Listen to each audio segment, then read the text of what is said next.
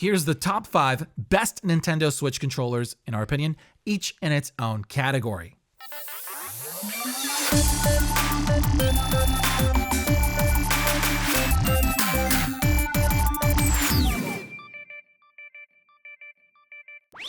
Welcome to A Game From a Box. This is Sergio IM, and we've spent hundreds of hours testing the most popular controllers out there, and we've now narrowed it down to the 5 best that we keep coming back to. Here's the list. If you're looking to take a full-featured controller along with the Switch on the go, but don't have a lot of room, check out the tiny but mighty Lite 2 by 8-Bit Dough. For those new to it, it pretty much takes all the core parts of a controller and crams them in this thin rectangular pad. First, the basics. It's available in turquoise and this pink. The build quality is top-notch all around. Clearly, it's not the most ergonomic design, but it's also not that uncomfortable. It's wireless with an 18-hour battery that charges via USB-C, and like most other controllers, it's compatible with PC and Android via this switch on the front. So to keep to this size, just about everything on here is obviously smaller than the average controller. Up top, we have very thin clicky shoulder buttons. Then we have slightly larger digital triggers to rest your fingers on. Over on the front, the face buttons are tiny and close together. Wish they spaced them out a bit more, but they work just fine. Then we have flat, minus, plus, capture, and home buttons, which helps avoid accidental inputs.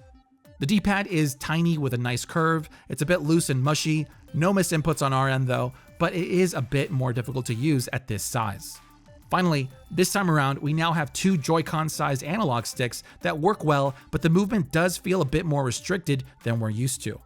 Now in here, we actually have a tiny rumble motor that you can feel at the center of the gamepad. It's not that strong, but it's trying its best and it's very cute. Finally, they even managed to cram motion controls in here, which works really well, and that makes it compatible with a ton of additional games. So although I do wish some of the buttons use the space a little better, overall it's a quirky, ultra-portable gamepad that makes some compromises but doesn't sacrifice the core features you need for most games. That's why it's the best in its class, portable class. The Joy-Cons are great, but if you're looking for a traditional controller, the most popular is by far the OG, the official Pro controller. I remember picking this up at the midnight release, not expecting much of it, but once I used it, I fell in love with it. 5 years later, I still think it's great. The blacked out version is always available with some limited editions here and there, but it's also easy to mod.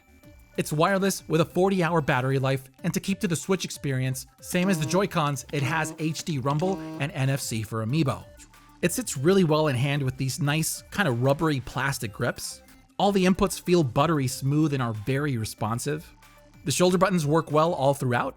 The triggers have a slight curve for your fingers to rest on, and they have a good amount of bouncy resistance. Then we have big old face buttons that stick out. The analog sticks are very smooth. To this day, the texture on them still gives me a solid grip, but note that you will get some shedding from where the stick hits the edge here, but it will go away with time, and don't worry, it doesn't affect its use. Now, it's fairly well known that the D-pad is not the best out there. It feels clunky, I don't like the shape of it, and it's not as curvy as I'd like. It just feels weird, but it's fine for occasional use. That aside, the pros easily outweigh the cons here, which is why it's by far the most popular traditional controller, the Switch. If you want a traditional controller feel in handheld mode, you can always try a Joy-Con grip, but our preferred option is the Split Pad Pro by HORI. Few things to know. Unlike the Joy-Cons, these are not powered, so they only work when attached to the Switch. Also, they don't have motion controls, so they won't work with games that need them. With that out of the way, they come in a few colors and designs. I'm a sucker for this bright Pac-Man version, and as you can see, they're full size, about 2 times bigger than the Joy-Cons, but they feel great in hand. The grips on the back are low profile with a nice texture. We have large shoulder and triggers up top. Big old face buttons, similar to those on the Pro controller. The D-pad is very basic, mushier than I'd like, but it works well.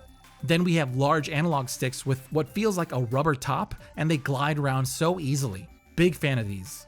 That aside, it also has a few other features such as these back buttons that you can remap to any other on that specific pad, a turbo function with 2 modes and adjustable speed, and it's also dock compatible.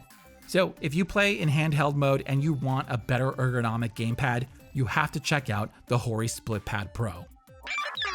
If you're someone who spends a lot of time with retro games but wants something that can also juggle modern titles, one of our favorite gamepads for that is the Super Nintendo-inspired little wireless controller from PDP Gaming. It's wireless with a long-lasting 40-hour battery life, it can turn on the console, and it also has motion controls. It's portable in size, but the grip on it is great due to this extra spacing off the side and this minimal texture on the back. Up top, we have thin, clicky shoulder buttons and bigger, bouncy triggers with a very curvy design that makes it easy to tell these apart. On the front, we have nicely sized, rounded face buttons that feel very sturdy with nice actuation. Then we have analog sticks that glide around easily, give you a good amount of resistance, and the texture on top of them with this concave shape gives you a solid grip. Finally, my favorite part, especially with retro games, is the D-pad. Unlike most, this one is thicker all around with a nice curve that pairs well with that pivot, and it's got good travel distance. Altogether, that makes it much easier to double tap and travel around it to execute combos. But, like most officially licensed controllers, there's no sign of rumble or NFC for Amiibo.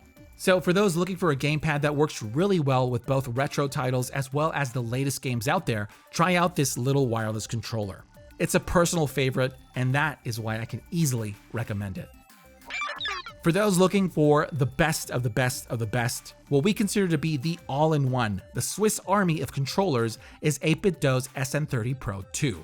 It's available in a few colorways, but we went with this PlayStation-looking one to confuse our enemies. In 8BitDo fashion, it pays homage to the SNES controller while giving it some modern upgrades.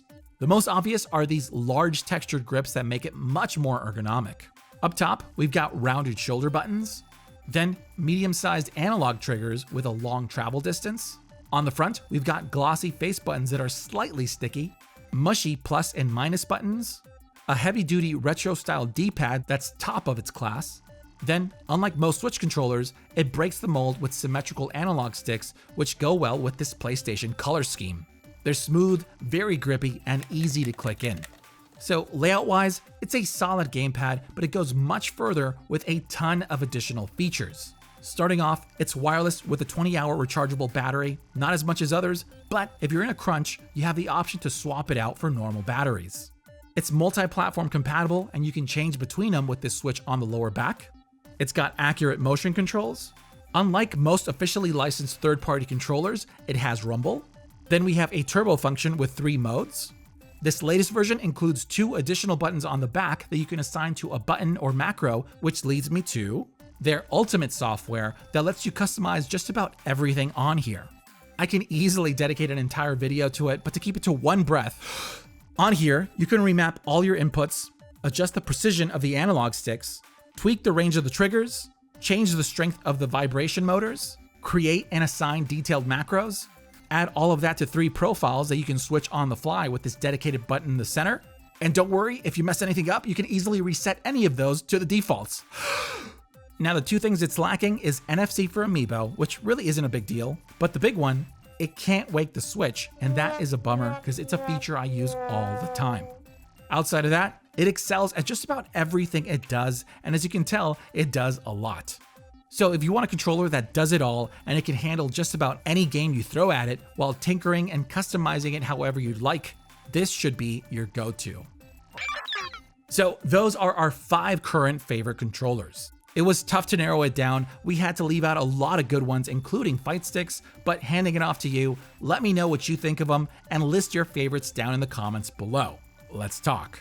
Also, if you're looking to pick up anything featured in this video and want to support us at the same time, please check out the affiliate links down in the description below. Once again, this is Sergio IM. Thanks for liking and subscribing, and I'll see you for the next box. Thank you so much for watching. If you like this video and want to help us out, you can do so by clicking that thumbs up button. And while you're at it, why not subscribe for more content? It's free. We also love to hear you out, so please leave a comment down below or talk with us on Twitter, Instagram, and Facebook. I'm Sergio IM, and I'll see you for the next box.